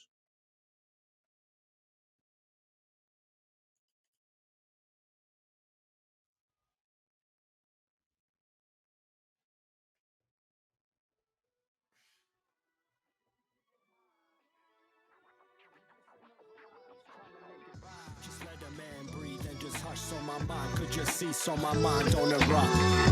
At times I feel I can't get enough, but I sip a double cup and I spend a couple bucks. Sending out some love to my blood, to my girl, to my buds, to the homie up above. And no more time for picking up to these fakes who ain't around when the time's getting rough. 6 million ways to die, so I spit into this truth when I break the lies. Everybody wanna talk, but all I hear is lies. Everybody been fake, all I see in their eyes. 6 million ways to die, so I spit into this truth when I break the lies. Everybody wanna talk, but all I hear is lies. Everybody been fake, all I see in their eyes. Loved you till my tears went silent. If this is war, I don't think I can fight it. Had to let you go, let it flow, cry. Can't say we didn't try. I'm bones and flesh, but I don't break. Built walls up so I can't escape. Wish I could say I was okay. What the fuck are you 6 million ways to die, so I spit into this truth when I break the lies. Everybody wanna talk, but all I hear is lies. Everybody been fake, all I see in their eyes. 6 million ways to die, so I spit into this truth when I break the lies. Everybody wanna talk, but all I hear is lies. Everybody been fake, all I see in their eyes.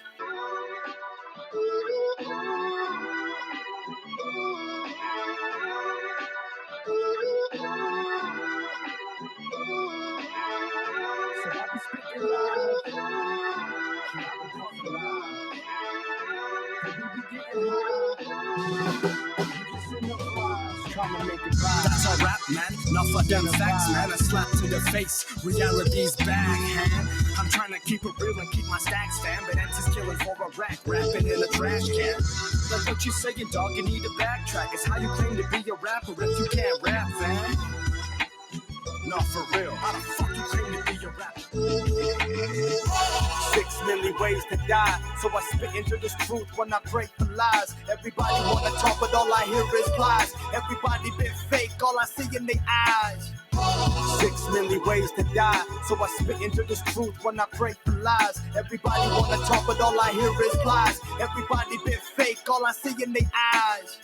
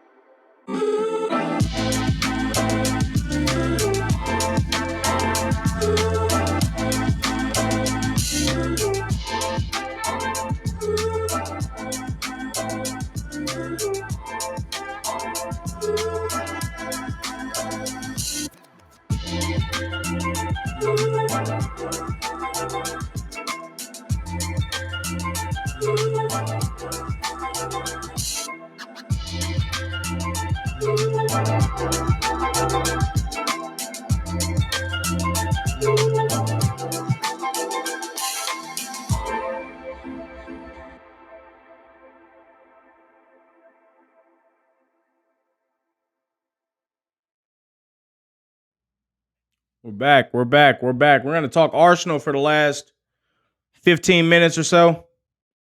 Transfer rumors with Arsenal. We had Folarin Balogun. He looks like he's going to be on his way out. They're going to have talks after the international break. It's according to various reports. U.S. men's national team, Folarin Balogun, that is. They'll have talks. Him and his agent will talk with Arsenal when he gets back off the international break that he's on now. Just to see where he's going to end up, because there's going to be a lot of interest. He's got interest from AC Milan. He's got interest from teams all over, clubs all over Europe. Got some Premier League interest, some Serie A interest, and of course, he's still got some interest in Liga over in France. So he's going to be a prize commodity for us, and I think hopefully Arsenal will be able to sell him for, £40 million with a buyback would be amazing. But I think it'll probably end up being around £30 million for the fee with a buyback.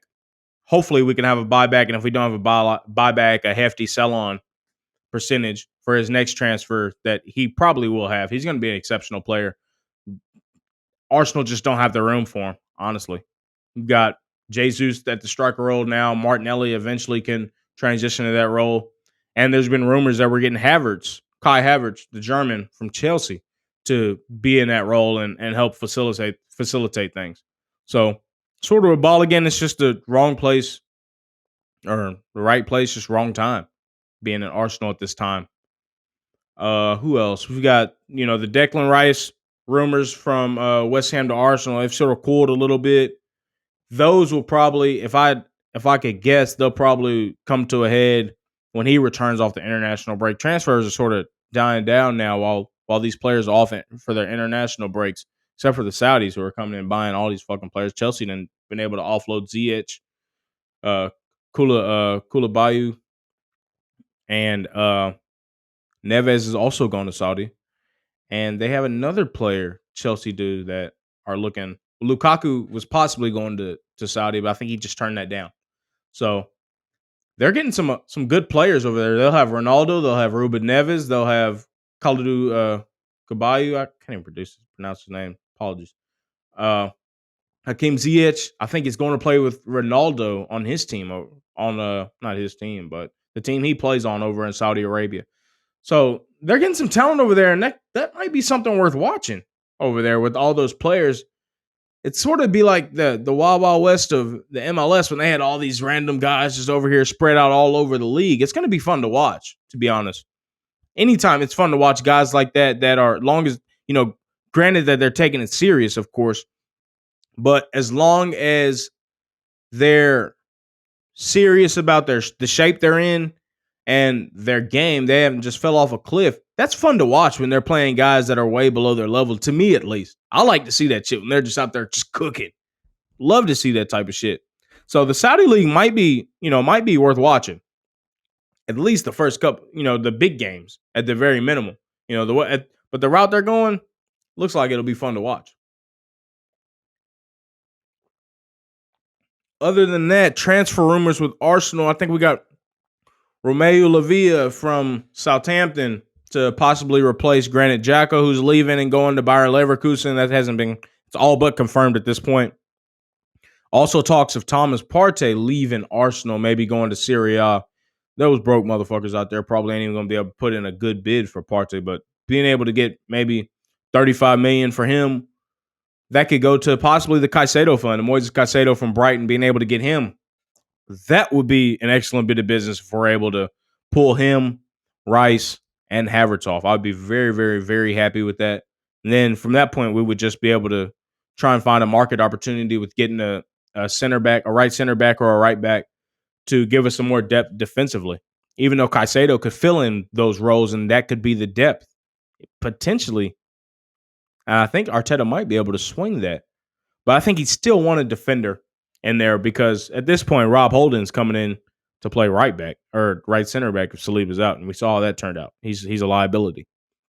But beyond that, we've got Tierney. There's been a report that came out. Granted, I don't think it was a very good source, but I'll say it nonetheless. But of Tierney possibly staying at Arsenal and not going to a lot of rumors with him have been going to Newcastle for 30, 35 million. I'd rather go ahead and move on from Tierney myself, try and cash in on him and use those funds to upgrade the team elsewhere. That's what I would rather do. But he'll provide really good depth for Zinchenko at the left back position. And I think that the left back position is going to be used a lot differently than what we saw it being used last year. Of course, when Zinchenko plays, I think he'll help in all three phases, in the build-up phase, and he'll also help a lot in the third phase. But I don't think he'll be sitting in the second phase in midfield as often as he did last year. I think he'll be more forward possible. I think Arteta's going to tweak some things. That's contingent on us getting Declan Rice, of course. And if we were able to get Caicedo, I definitely do not see Zinchenko, piddling around in the midfield while we're in the final third. I think he'll be close to the forward line combining there, honestly. So we got that. And then what else do we have with Arsenal? The top of my head. Nuntavage, he should be getting sold or at least sent on another loan maybe this coming year. I don't think we'll sell him. But he would be good to get another loan. I'd like to see him get a loan to a Premier League side, to one of those teams like a Brighton or something. I think Brighton would do really good with him, but they got a Stupian, so they're not going to – they could use him in Europe since they'll be in Europe this year. A Brentford will be nice, but they've got Hickey that they're using out there. So I'd like to see him get a loan somewhere, maybe not France. I mean, I think he did okay at Marseille, but I'd like to see him somewhere in England getting a loan deal.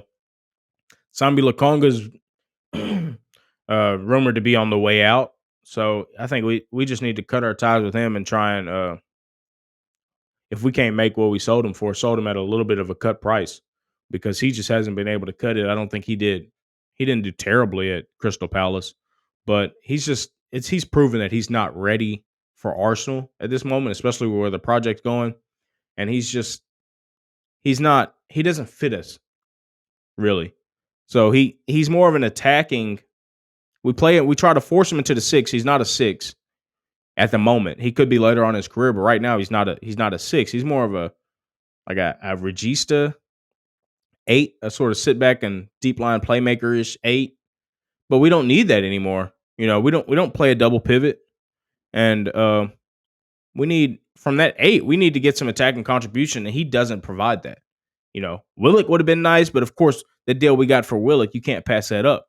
But Sambi Lokonga was just not a very good bit of business. But if we can make back what we bought him for, then it is what it is. You just cut your losses there.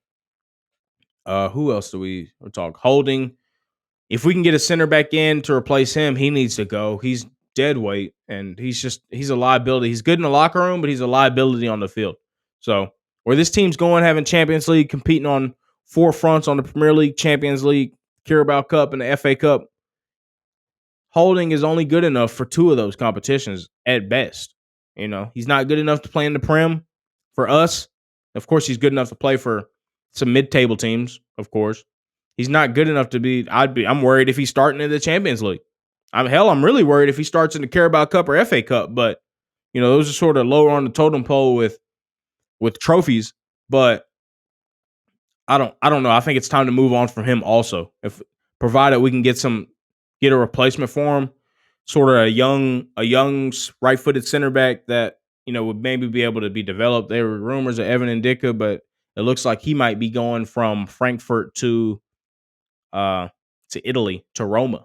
So I think that might be all but wrapped up according to reports out of Italy. But nonetheless, we got to get a replacement for him.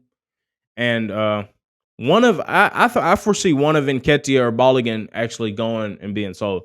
It might be Nketiah for all we know, because Balogun will be a good one to keep. I would rather let go of Nketiah than let go of Balogun, because Nketiah we could probably fetch a 20 million fee for him, or at very minimum 17.5 million pounds for him. So, and you're getting a good striker on your hands, possibly get 25 out of it. If we can get 25 for him, we'll be saving 5 or 10 million on what we would have made off Balogun. But it's all about if Balogun wants to stay and be fine with FA Cup and FA Cup, Carabao Cup, and a rotational piece in the other two competitions. It's up to him, which I don't think that's what I don't think he'll go for that. He's mentioned, and he mentioned in an interview yesterday, he's looking to play more. He's looking to start. He's ready to start, and he's right. He's ready. He's just not ready for Arsenal. So if we can find a way to get him committed and on board with that rotational piece in Europe and the Premier League, and while also, playing all the FA Cup and Carabao Cup games, that would be great. Great bit of business by Edu and Arteta. And try and sell off Nketiah while we bring in Havertz. I think it'd be really good. Jesus will be, with Havertz coming in, Jesus will be able to provide depth all across the front line, left, right, and down the center, of course. And Havertz would probably play in that false nine-ish role. Sort of like Lacazette did with us the year before last. But the difference between him and Lacazette is he's got fucking legs and he can move. But he can link play just as good, if not better, than Lacazette. And judging off Lacazette's last year there, he can finish a lot better than Lacazette. So I think it would be an upgrade. And he'll make everybody around him better. So I'm really looking forward to seeing Havertz in an Arsenal uniform if that's due to happen. So from all reports, it seems like it's close. And that's another one that we'll be waiting until after the international break to really get a resolution to. So hopefully we can see something on that front. But I think he'll do really well. He'll provide depth across the whole front line, just like Jesus would. And he would also be able to slot in that 8 role if we're facing some teams that we know we're really going to dominate the ball against and have about 60-65% possession. He could slot into that 8 role, and we would do really well. So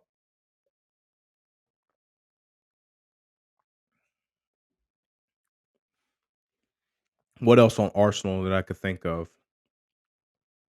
Touched on the players leaving. And they're supposed to be coming over. Yeah, they're supposed to be coming. Arsenal's supposed to be coming over to face the MLS All-Stars in a couple, next month. Yeah, next month, sometime in July, I want to say, or very late June. They're going to have problems in that game because these goals that these guys in the MLS are scoring are fucking nuts, man. These guys are banging them in from 20, 30 yards out, curling them in for 20, 30 yards out, bicycle kicks. It's insane. There's a lot of attacking talent here in the MLS. And let me get this down. We'll be returned. So we've been returned. But that's going to be a fun game to watch. Because I don't think Arsenal they're probably not going to play their big dogs. They're going to play, your Balligans and your Matt Turners, sort of the not B teamish, but the rotational pieces. We'll sprinkle in a couple of the top of the line starters, but they're going to have problems with the MLS. I don't know if I doubt Messi will be a part of that. I highly doubt it. But of course Messi just signed with Inter Miami. That's going to be major. Yeah, Hany scored a hattie. It was nuts, man. That's what I was saying earlier. He should be getting a look to play for Germany. They don't have a damn striker. They've got Werner. He's dog shit. Havertz is a good player, but he needs some rotation. Hany can do a job in Germany. So look here. He's doing this in the MLS. Granted, the competition level is a little lower, but his team level and talent level is also lower. So it's not relative. I can't say it's relative. But just imagine how good he'll be when he gets around a team like Germany with all the technical skills that all those players have, the creators that they'll have for him, and him to be able to play striker and sort of roam around there. He'll do bits for them. He'll score goals like hell for Germany. He's clinical. That's what they need. They're lacking that. They haven't had a clinical finisher since Klose left. Mueller, he can't play that role anymore. He's getting up there in age. He's somewhat clinical. But that's what they're lacking right now. They just lost to fucking Poland and drew against Ukraine when they were down 3-0. So they've had a terrible international break this last week or so. So I think they could use Mukhtar. He's a good player. Very good player. I'm surprised that there hasn't been more news about him getting a transfer out. I guess he must be very content in Nashville and not wanting to go back to Europe, honestly, which is good. It's good for Nashville FC. It's good for the MLS. He's a very good player. So, but I'm pretty sure he's declared for Germany. He's from Sudan. He's I ain't gonna say he's from Sudan, but he's got Sudan and German parents. So, he should. But yeah, we're about to wrap this bad boy up. We'll play one more song here soon. It was a great show. Thanks for all the viewers. Thanks for all the commenters. Make sure y'all like and subscribe. Like the video on YouTube. Subscribe on YouTube. Follow us on Twitch. Subscribe on Twitch. Any donations are appreciated. Follow us on Facebook, Twitter, Twitch, TikTok at TFTV Sports, Instagram, TFTV.sports. Y'all give us a follow. Appreciate all y'all support. He's here to stay. He's 28, too old for Europe. He ain't too old for Europe, man. He could go over and get a 3-year contract. He might be able to play for the U.S., but has he got a cap he hasn't got a cap for Germany yet on the international level, so he should be able to play for the U.S. But hell, you see Balogun, he might not start. They act like Pulisic hung the moon. But the U.S. got Captain America, man. They got Folarin Balogun playing striker. So maybe, and I don't see them playing. They might play with a 10, but he's got to beat out Reyna for that position. Yeah, he's got to beat out Reyna for that position. With Germany, he would probably play as a striker. But for the U.S., he would play as an attacking mid. Germany plays with a false 9. They don't have a striker. They'll put an attacking midfielder there to link play and everything. But for the U.S., they don't do that. They play with Balogun. But I don't see him starting over Reyna with the politics surrounding Reyna, especially with the new coach coming back. So that him and Reyna fell out. So maybe there's a possibility there. I'd love to see it. But I think so you would have a front line of Pulisic, Mukhtar, Balogun, and who would be on the right? Who would be on the right? I'd like to see Aronson, the guy that plays for Leeds in the attacking midfield. Have Pulisic, Mukhtar, and the cat from Leeds. Weah plays on the right. Yeah, he's not dynamic enough. He's not dynamic enough. If I were them, I would have Weah can do a job. But Pulisic, Mukhtar is, of course, if he can find a way to get capped for the U.S. and get a citizenship. Mukhtar and either Weah or Brendan Aarons. It's either Aarons or Aronson on the right behind Balogun, and just have them rotate and just let them just get the keys. Let them free roam and just combine behind Balogun. And let Balogun run in behind when there's space, because, they're not going to dominate possession, dominate games, but there'll be plenty of space for Balogun and Pulisic to run into. So if you have those 3 creative guys behind Balogun, you can set up shop behind them. 2 defensive mids and just let them do their thing. And the U.S. would be very good with that. Very good. Be fun to see. I'm just happy for the U.S. men's national team that they finally have a striker that's clinical, that's young, and man, he's gonna do great. Balogun is gonna do amazing for the U.S. I think he's already scored his first goal. It only took him 2 games, so he's a really, really, really good player. Of course, I'm a little biased because he plays for Arsenal, but I think he'll do well for the U.S. Let's see. I think that'll be it. Let's go ahead and play some tunes to sign out. Appreciate you, Austin. Appreciate all the commenters, all the followers and the subscribers on Twitch, YouTube, and anybody that joined us. What else were we on? We're on Facebook. Anybody that joined us on Facebook also. Yeah, they have been doing really well in the Diamond. I'm going to have to watch them more. Definitely. They play Wednesday against Montreal. I'm definitely be watching that game. So, we'll see. Appreciate you. Let's play some tunes. Let's get on out of here. For sure, man. Hit me up. DM me or something.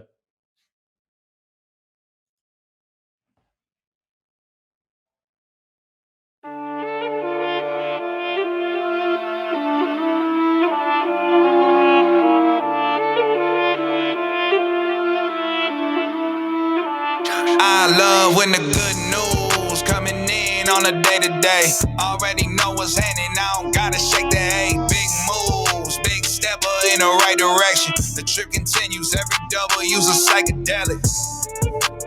Journey over accolades, divvy up the accolades and tell them boys to have a day. Give and take, and I love to give.